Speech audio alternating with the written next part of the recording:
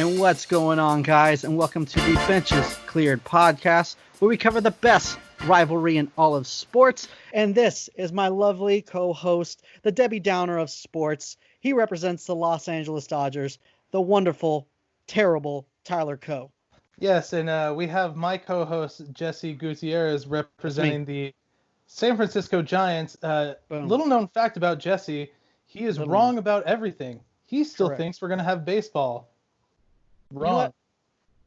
You know my stuff is starting to dwindle down, and that will take us to, we'll talk about it more in depth with our first guest. This is going to be a two-part podcast because we don't like our stuff to be too long. So first part of the podcast, we're going to welcome in. You've seen him on Twitter. Twitter famous guy. Why do you care if she has followers or not? It's your mother. Can anyone tell me what I would talk to my mom about if she's not going to be making me relevant? The 2020 Astros Shame Tour. Brandon Donnelly, how's it going, my guy? It's going well. Thanks for having me. I'm happy to talk baseball, even though it's a bit of a weird time for baseball right now. Gosh, man, you can't get anything right now. Yeah, you really can't. There's a lot of negativity on Twitter right now. It's justified. It's understandable, but it's just not a fun place to be for the sport to be in. Like, we're bummed out. So. Yeah. So, I mean, why don't you tell us a little bit about how the Twitter got, going, like what gave you the idea and, how it just blew up out of nowhere?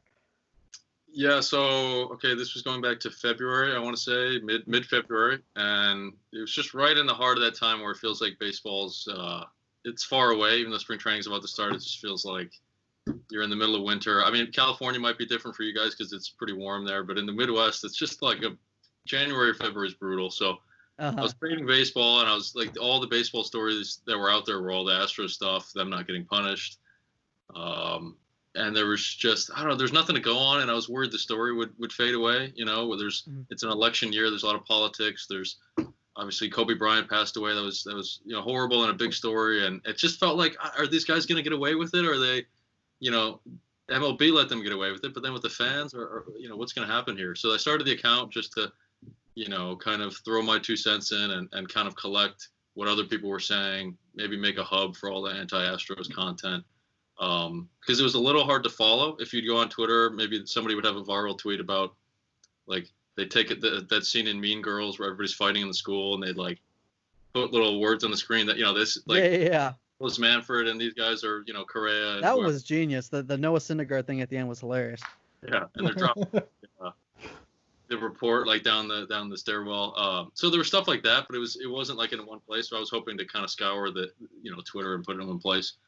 And that was the idea. And then like a week in, it just took off, and I felt really, really happy about that. Not like for my benefit, but just the fact that like the confirmation that there's this big group of people out there, that there is kind of like a movement, or there's a collective outrage, and it's not just me in the middle of winter being like, and angry. So. Oh yeah, dude. Baseball doesn't forget. The fans will never. I mean, they still talk about the Black Sox. Like that's one thing. This is not going away by the fans by any means. I doubt you remember this, because if you replied to me, I'm sure you got 1,000 DMs. When you first started your Twitter, you retweeted someone like it was an Astros fan talking about how he was you were buying followers, and then I commented on it, and I think I just missed. I swung and I missed. I was like, oh yeah, maybe he bought followers, but it doesn't change. It doesn't really affect the count of his followers. Trying to compare it to, yeah, we might have cheated, but it didn't affect the World Series outcome. The outcome of the World Series. Thank you. You complete my sentence. This is beautiful. Yeah. So, and so then you DM me and were like, hey, I didn't buy followers. And I was like, oh no, I know. I was just trying to make a joke. Maybe I'm just not that funny. I don't know. That's more than likely what it was. Well, that whole thing was weird because, it was just, I forget how early that was into the account. It was maybe it was pretty early on. It was like 2 weeks into it or whatever, when I think Bregman got hit by a pitch, and yeah, I think the guy's name was Astros Rants or something like that, and douchebag. It was just very, very, very amusing because I think somebody made a good comment that they thought maybe it was an elaborate prank, or an elaborate, not a prank rather, but like they like maybe I had this was a character I was doing to Okay. Yeah. it's not real, because the video that guy put out was just so absurd. Like, Yeah.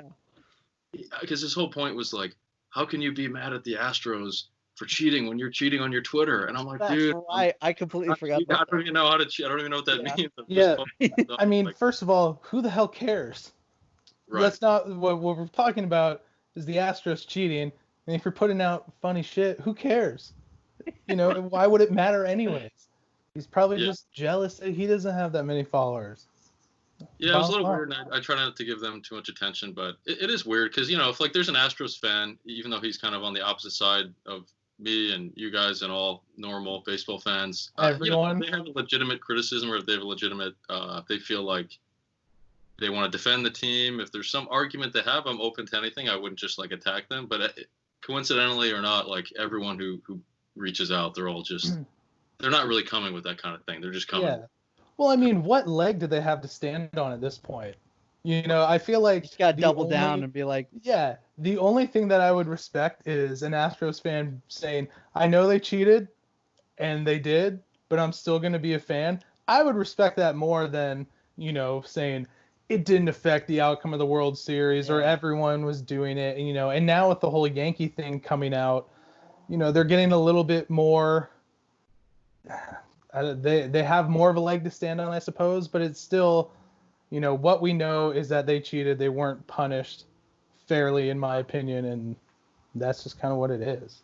Yeah, well, and with the Yankees thing you brought up, like, I just don't know what to think about that. Like, as far as I'm concerned, there's nothing there. There could be something there, but, like, as of right now, there's nothing to go on. So, but it's funny to see them assume the worst, like that because they're so defensive and they're so sort of embarrassed and embittered. They want the worst to be true for other teams, which yeah.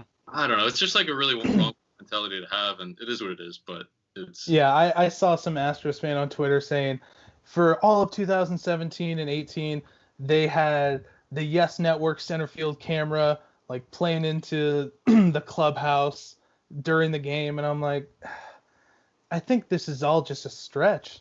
You're gonna get the Yankees sign stealing in a headline. People don't read the article, don't know what's going on, and they're just gonna run with it. Yeah, well, and even then, if that's what they were doing, that would be on par with what the Red Sox were doing, which I don't approve of and wasn't good. But it's a lot different than having a real-time, live trash can. Yeah. If it's 10 seconds, get your time. you can. Then if there's a guy on second, you maybe could have some system that, like in that situation, aids the hitter. But the Astros, it didn't matter what the circumstances on the base paths were. It was like, just no matter who was batting, who was pitching, they were able to have just all the information. So it's just a joke. But for if I'm not mistaken, maybe I mixed something up on Twitter last night. But for a second, did you change to the Rob Manfred shame tour? Yeah, for like 10 minutes I was good. Because we were DMing each other and it switched, and then like. Yeah, I thought it was sort of a funny thing. A couple people were saying like you should be the MLB shame tour or the Manfred shame tour. So I switched it to look to see like if it just had the right look to it, and I was just maybe gonna stick with it for a day. But it didn't really, I don't know, it didn't really have the right ring to it. So I just kind of flipped it right back.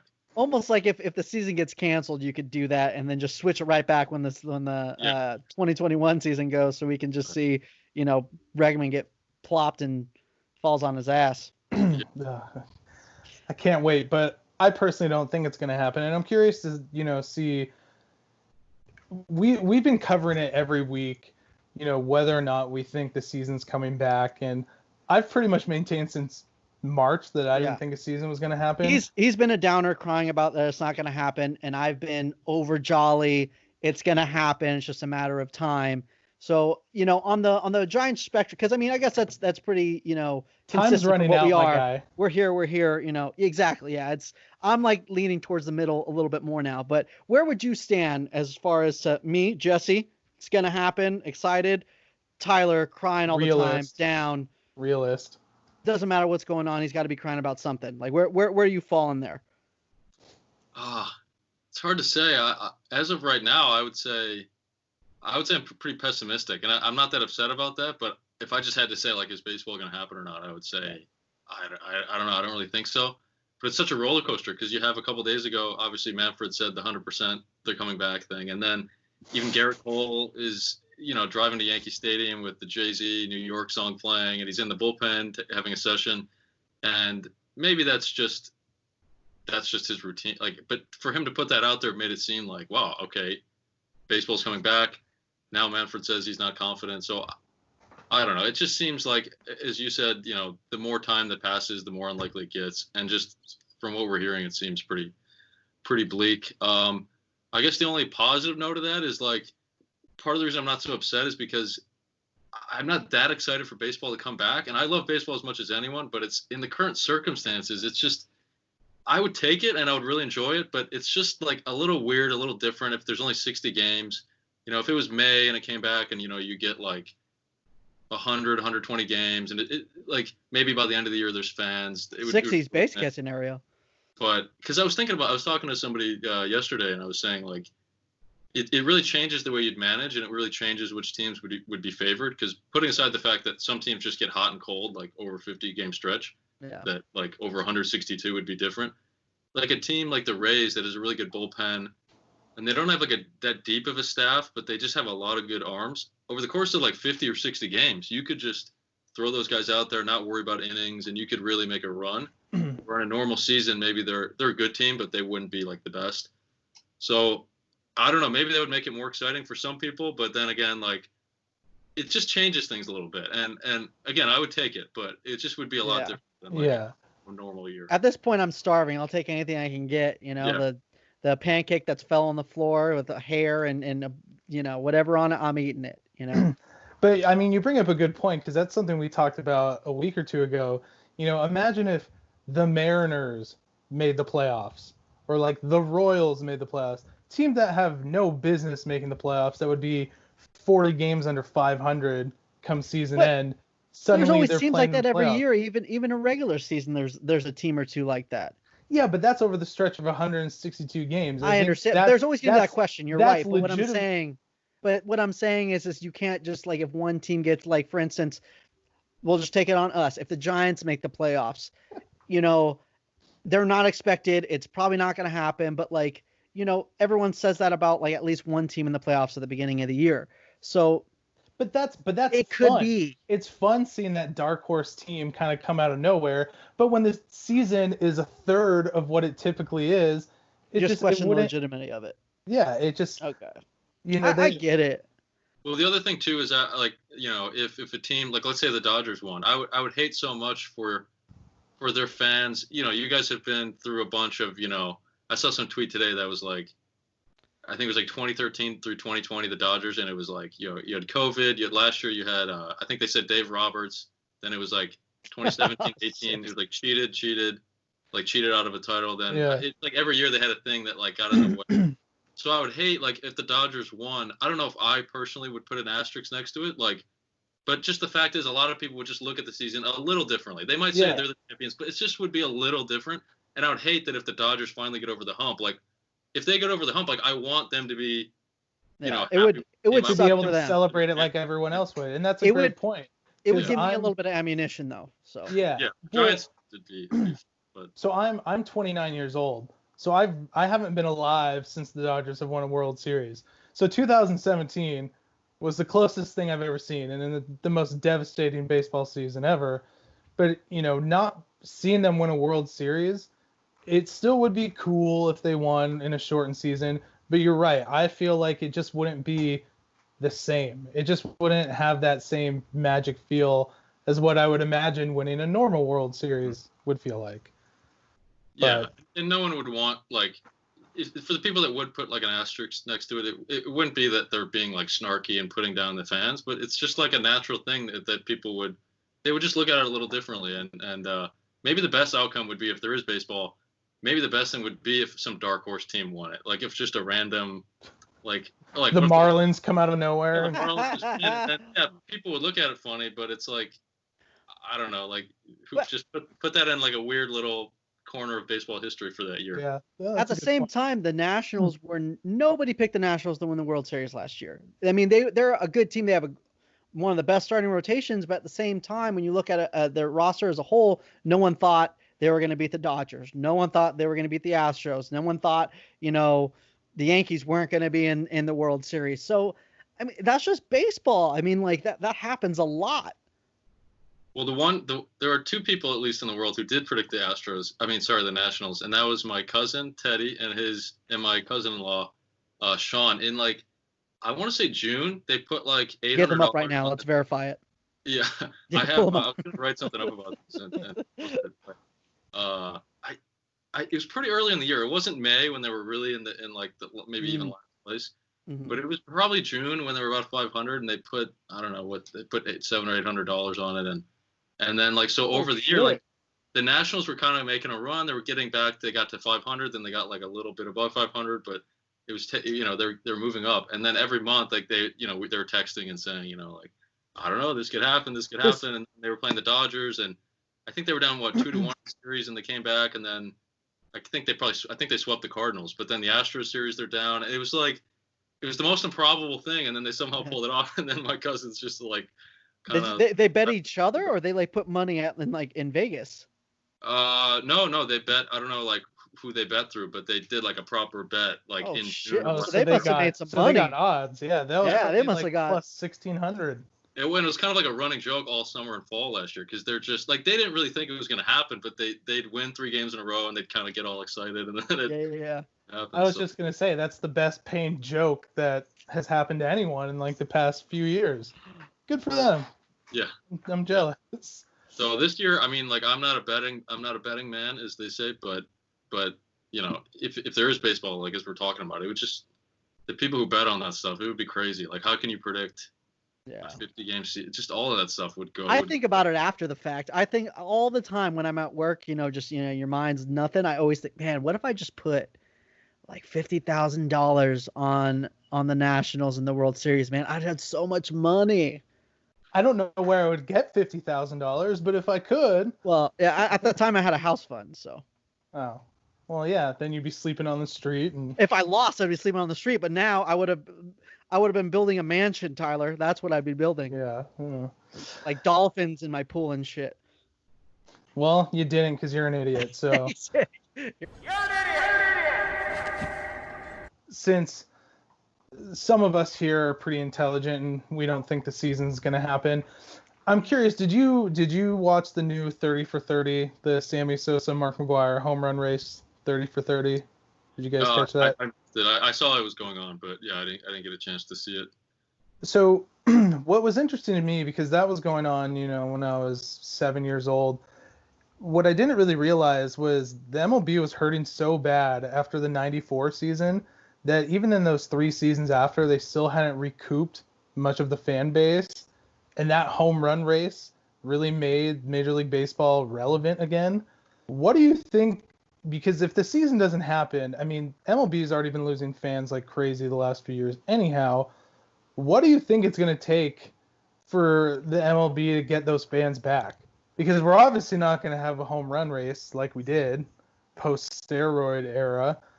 I mean, what is it going to take? Because I feel like, as time keeps going, they're losing fans. They're never going to get back.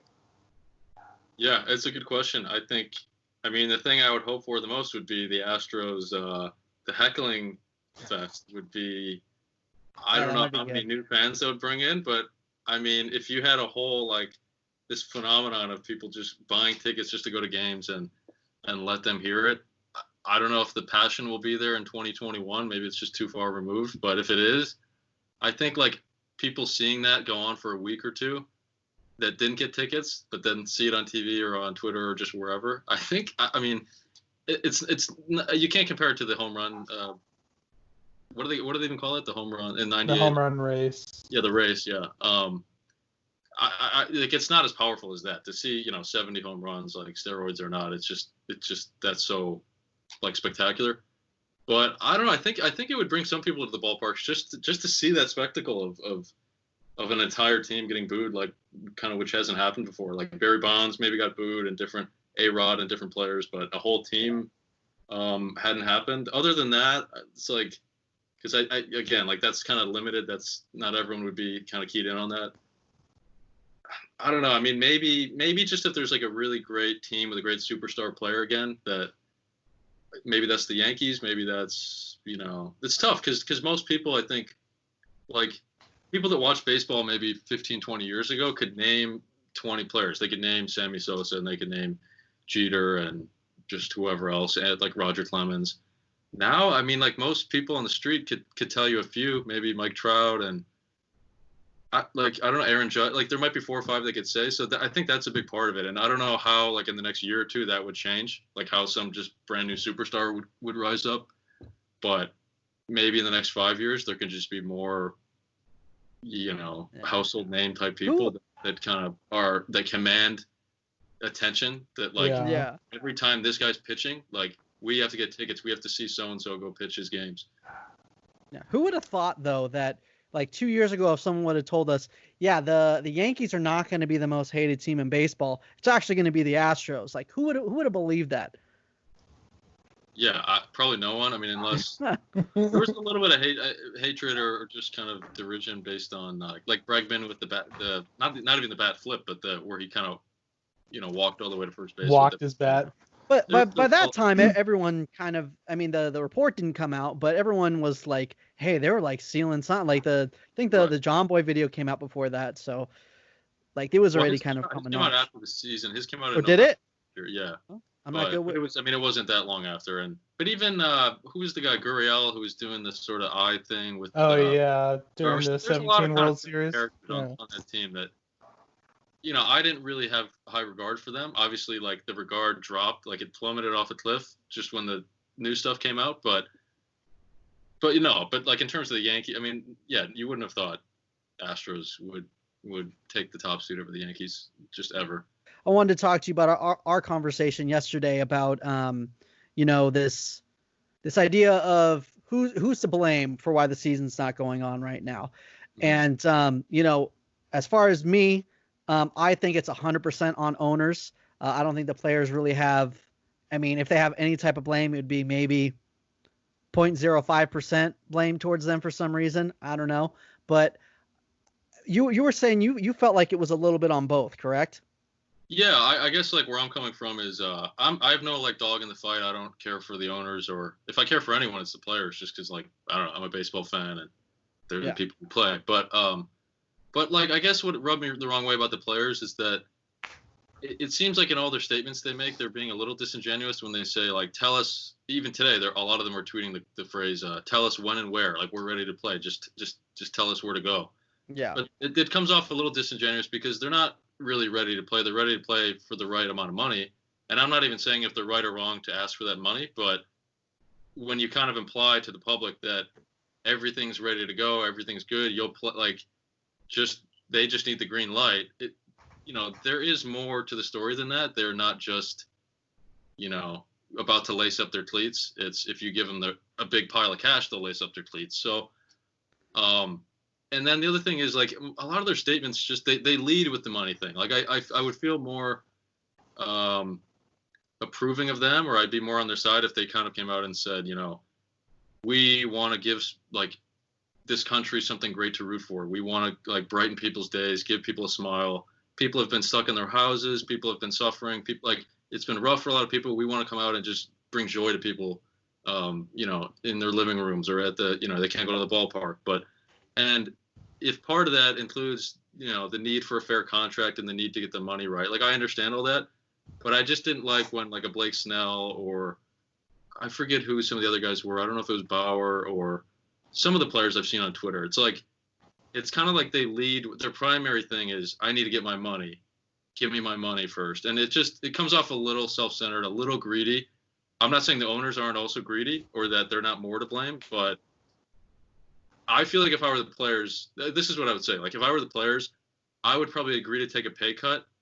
Even if I felt like it was not the right thing to do, I would realize how beneficial that would be for my image and like my career going forward. If all the players said, we're going to take a 20% pay cut, and then they put the ball in the owner's courts, and if the owners like refused that deal, the public would like excoriate the owners. The owners would look horrible. The players would, if the owners accepted the deal, the players would look like heroes. They'd be entertaining everybody. They'd be, people would so appreciate them. And then again, if the deal was rejected, they'd like, they'd be like, well, look, there's nothing we could have done. We offered to like take a pay cut to play for you guys, and they said no. So, I can't obviously, I have no influence over what they do. Yeah. But I just think, I get their position 100%. I get both positions, but I feel like, I don't know, it would just be such an easy step to just be really, to go out of their way to be really generous, even if they don't have to be. It would just really kind of resonate with fans, and I think the whole country. I feel like I got to push back on you for two things. One being like, it's give us a big wad of cash and then we're ready to play. I mean, that's the only thing holding them back. Everything else they've agreed on, as far as I've seen, and that's the only thing once they agree on money, it's all good to go. So I think that's kind of what they're saying. Like, this is the only thing holding us back. This is the one thing we've been consistent on. We want prorated pay. Well, my only point is that they're not saying, like in the tweets, they're not saying get the money right and we'll play. They're just saying we'll play. Like they're kind of like, because the money thing is the whole question, right? Like that's the whole. They just want prorated. That's been the agreement is prorated pay if there was fans, but right. The fact that there's no fans, it shouldn't come out of the employees' part. It should come out of the owner's part, because they're the owner of the business. They're the one who assumed the risk. Like, this is one of those risks. Like, if I'm working at my place of work and they're like, hey, we're making less money, we're going to need you to take a pay cut. Like, that's not on you, because when you make more profit, you don't kick me down anything. We agree for a certain amount of money. I should be paid that money for my service. And that's another thing too, when, the whole thing of, you'll get more fans and that sort of thing. That's a decision for the business owner. Same thing with advertisement. They pay money for advertisement to go to a whole new audience. This would be the same thing. There's no sport on TV right now. If they look at it as like, hey, this is an investment, let's pay these players and get them 70, 80 games, and we're the only sport on TV, let the kids play, and I want to expand baseball, but you don't want to put your money where your mouth is to give people baseball. Like, people would kill for this opportunity to be the only sport on TV. Just pay the little extra money instead of the same proposal 3 times. It's been the same money. They keep giving the same proposal of money, but just the same, Well, now they want the players to waive, or the Players Association to waive the right to file a grievance. And that's what I was reading this morning, is that's what's really holding it back, is because the owners are so afraid that the Players Association is going to file a grievance and they'll lose. And it's going to cost them hundreds of millions of dollars across the league. So that's another thing now. Just freaking pay them. Yeah, but I feel like that's a fair grievance. So that's kind of my point. Like, I get the player's point and I get the owner's point, and I feel like I'm just disappointed that like neither side is just giving up on their ideal perfect scenario for the greater good. Like that's my gripe, that there's something more important than both of their ideals, and the more important thing is the fans, the happiness of the fans. And it seems like they're like callously just disregarding that, and that's my only. But the player's dream scenario is over 100 games, and Manfred's like, oh, dude, we'll, prorated like to 50. It's like, okay, then we'll come down to. They went down. I think the lowest was like 89. I feel like that's giving some, and the owners are like, hey, we'll pay you full prorated 50 games. No, okay, we'll prorate you. Was it 70% for 70 games, 75. which is the same amount of money? So it's like, hey, we're just going to pay the same amount of money. You can play more games if you want, I guess. Like, that's kind of a slap. I feel like the only give has been on the player side, because they're saying, all right, well, we're only going to play for prorated pay. You told us you're going to pay us this money. Technically you should be paying it to me, because it's not my fault that the COVID's going on. But you know what? I'll just pay for what I work. The days that I work, you need to pay me. And they're like, well, we want to cut that in, 20% as well, so we don't have as much of a loss. Like, that's okay. In that case, that's a loan. Then you should pay me interest, or you should give me a part of the company. That's how like the real world works when it comes to money. But they're not willing to do any of that. Deferred money would be fine too, if my understanding. Well, and that's what I was reading today is, everyone's proposing the big solve is let's say it's 30% that they're not being paid, defer that money. Yeah. Because I think that would be the closest way you're going to get the owners and the players to meet in the middle and finally come to an agreement, is the deferred money. But I also don't see the owners wanting to do that. So yeah, I feel like it's a KISS thing. The players have come like maybe 20, 30%, and the owners have just stayed still, and they're like, no, come more. Yeah, well, the one thing I wish there's more info on is because, again, I do think the owners have a legitimate argument in the sense that when they said that there's, like, the players' main argument is that the March agreement was prorated salaries, and that's a fair point. But then the owners are saying that was contingent on there being fans and tickets sold. And I just think that's a fair point people should acknowledge. And what's been so confusing for me, and maybe I just haven't looked into it enough, is like, what did the language of the contract say? Like, I haven't really seen anyone post the exact contract language. Maybe it's not out there because, like, surely in the contract, they should have accounted for that. Like, if they're agreeing to prorated salaries, wouldn't it even either say this is contingent upon there being fans or not? And then that would just settle the dispute. Like, it's maybe they just didn't think to write that in there, and that's why they're, like, up in arms about it. I don't really know, but I would think if a pandemic breaks out and you're writing a contract, you would, like... Yeah. I think it was in there. I think it was contingent on fans. But when there's no fans, I don't think you can go based on the previous agreement. I think it's like go from square one. And when you go from square one, I think being like, hey, listen, you don't have to pay me for the year. Just pay me what I work. Pay me the days that I clock in. Just pay me. You know, and they're like, well, we want to give you 20% less, even though you have to go through these funky rules, you know, because it just doesn't make sense to me. Like, you're the business owner. This is the risk. If I owned a business and something goes wrong with the business, I don't take it out of my employee's salary.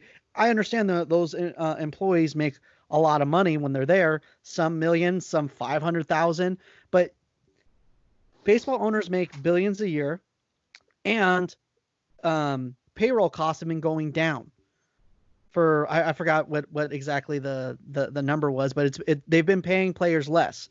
So it's like, yeah, maybe you don't have it in your bank account just fresh to pay, but that's the point of business. Then sell some of your yachts, sell some of your stocks.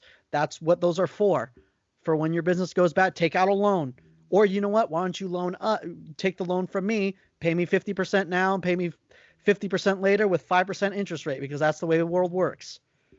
Yeah, well, and with all this stuff, I've always thought over the past couple of weeks at least, like, I just think the way to have solved this is not to have these, like, I don't even know, you know, what's taking place at the meetings or what's really going on. But you see there's, like, press releases. They're, like, battling through the press. And I'm just thinking, like, why doesn't, you know, Manfred is very incompetent. But if he were competent, he would have brought in, like, an outside mediator, some sort of political figure or some business person, some lawyer who could come in, like, get everybody in a room together and, like, hear everybody's grievance, hear the, you know, and just mediate and get them both to give a little bit, just get what every other league did. Yeah. And, like, so Manfred behind closed doors. And Manfred could be the person to do that, but if he just isn't capable himself of doing that, or, like, his, you know, his assistants, his colleagues aren't, again, just bring in, I don't know, John Kerry or just some sort of, like, respected, like, political figure, and just guys from Wedding Crashers. Yeah, and it's like one thing I feel like that needs to be made is the owners are the ones that appointed Manfred. They're the only ones, like, so in a situation like this, that kind of imposes like a kind of a conflict of interest a little bit. Like, well, these guys can fire me and hire me, and, you know, players, we can just draft more. Yeah, I mean, I don't think they would do that, but what I'm saying is I think he's more afraid of the owners than he is of the Players Association, because they're the ones who appointed him and they can take him out. Yeah, well, yeah, that's true. But, like, a weird thing with the owners, when we refer to, like, the owners, is it's always so hard to tell. You know, they're not one solid entity in the sense that the Players Association more is aligned. It's a group of players, obviously, that are seemingly on the same page, or if there's dissent within the group, like, you don't really hear about it. Like, the leaders just kind of. So they're kind of a one-track unit.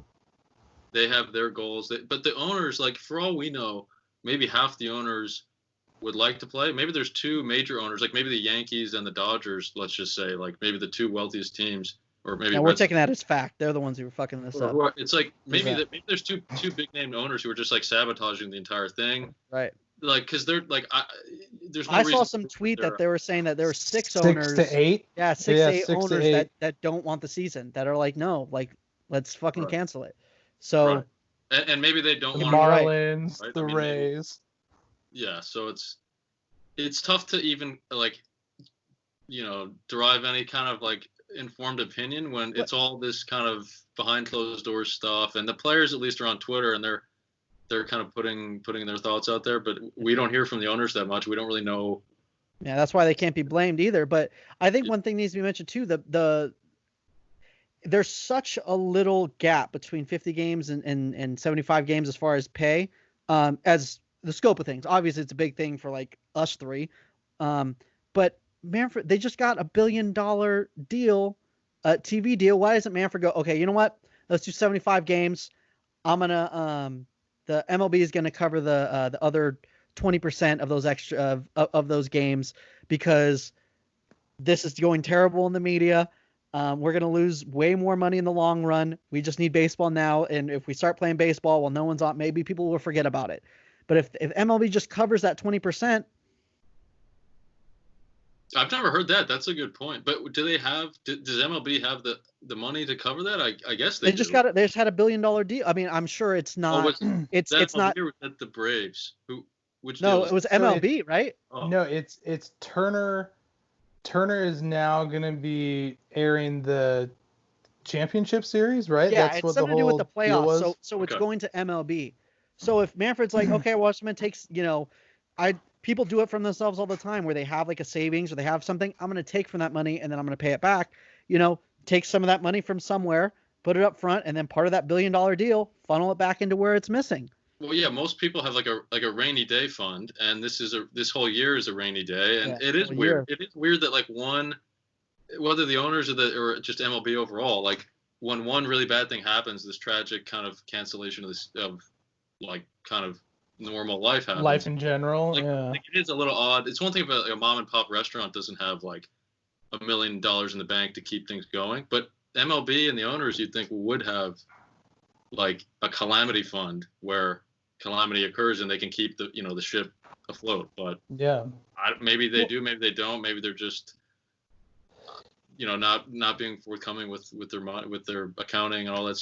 Who knows? But it's just a mess. And I think I'm sure we all agree that it's just so disappointing, because like they should be they're playing Bundesliga soccer right now. Their Premier League's coming back tomorrow. It's like but baseball, I like baseball more. And one thing, I know we got to wrap things up here quickly, but one thing from a Dodger perspective that I keep thinking about is the Mookie Betts trade. He'll get his year of service time, whether the season's played or not. And I personally feel like there's going to be a much better chance of re-signing him if he actually suits up and plays and kind of gets a feel. Manfred's it won't been be fucking the Dodgers for the last couple of years necessarily the same. Yeah. Or would he feel like an obligation if he never got to play? Would he feel so bad about that he would resign?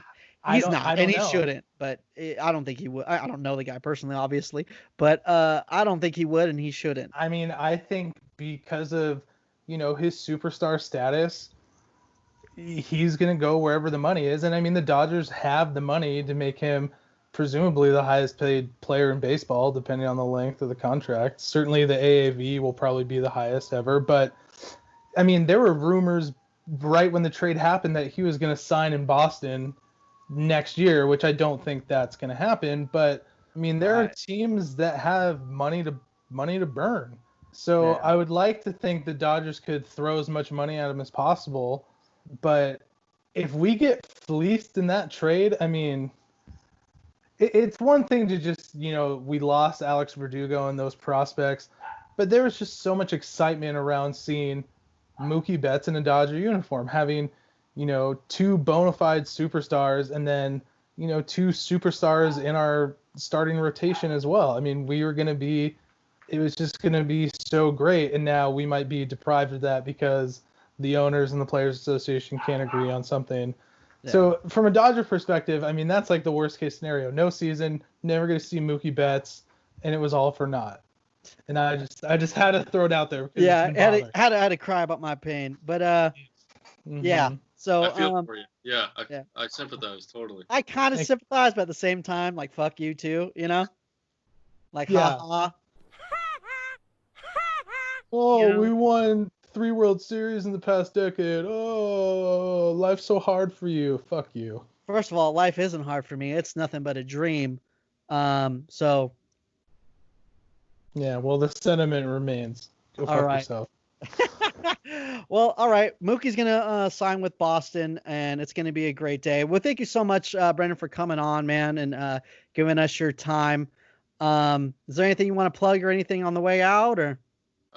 Yeah, well, so, with baseball being gone, I've been working to relaunch a website I started called The Big Inning, which is all about the best innings in baseball. And I kind of do sometimes like a long form essay type piece about a big inning that happened. Like, could be some team scored 10 runs, or it's like the last inning of a no hitter or something.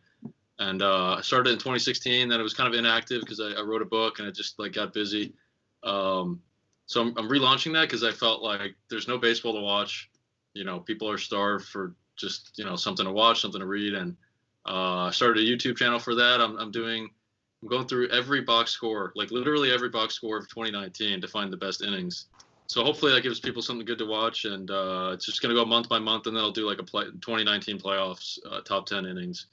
And, cool. I'm trying to make it a little various, like not just high scoring innings, but like something unusual happen. Immaculate innings and stuff. Yeah. And then the other thing I'm trying to do with that is I'm trying to get a few player interviews. I'm working on it a little bit. The first one I'm working on to do like a one-off video is the 06 Dodgers 4 home run 9th inning game where I remember that. Like, you gotta admit, even as a Giants fan, like that was just one of the craziest innings. Yeah, it's one of the darkest days of my life. Yeah, at least I think they're playing the Padres, but yeah. So I'm trying to get in touch with the 4 guys who hit the 4 home runs, and then combine their interviews with the footage of the home runs and like Vin Scully's call. Oh yeah. And, just do a few little one-off pieces about the few innings of the past, say last 20 everybody remembers, and that's super awesome. So Make sure you tell JD Drew that he was a huge disappointment, even though he was part of 4 home runs. Just tell him he was a big disappointment. Will you tell him he's an asshole for me? No. Someone needs to. I'm just saying he deserves a beatdown. What about the others? Jeff Kent, Russell Martin, and is it Marlon Bird? Marlon Anderson. No, yeah. Marlon Anderson, and then Nomar hit the one in the 10th. Yeah. Well, that's awesome, man. I guess Russell Martin's the only one good one for you because Jeff Kent was a Giant anyway, so racist Giant, sure, I guess. So yeah, if you're looking for baseball stuff, it's The Big Inning on YouTube, and I'm posting it every Sunday. So I'll make sure to link it below. But yeah, man, thank you so much for coming on, and we'll be paying attention to your Twitter. It's Asterix Tour at Asterix Tour. So yeah, be following that, and thank you so much for coming on. We'd love to have you again real soon. Yeah, thanks so much. Great to meet you guys in chat. Really enjoyed it. Awesome. Both of these episodes were brought to you by Renovation Candle Company. Renovation Candle Company has all your vegan candle and cosmetic needs. Use the promo code BENCHES at checkout to receive 20% off your entire order from here until the end of time. And it's no one wants to smell your stinky ass room. Okay, buy some candles, make it smell nice, and maybe people want to go into your room in the different rooms of your house. But thank you so much, guys, for listening. Please be make sure to subscribe to the podcast. Make sure to hit the subscription on YouTube, all that kind of stuff. Be following us on Twitter when we start doing the giveaways next week at Benches Cleared P, and also on Instagram, Benches Cleared Podcast. Like I said, this is part 1 of the podcast. Thank you for listening to one, both, all of them. That's great. Thank you guys, and we'll see you guys next week.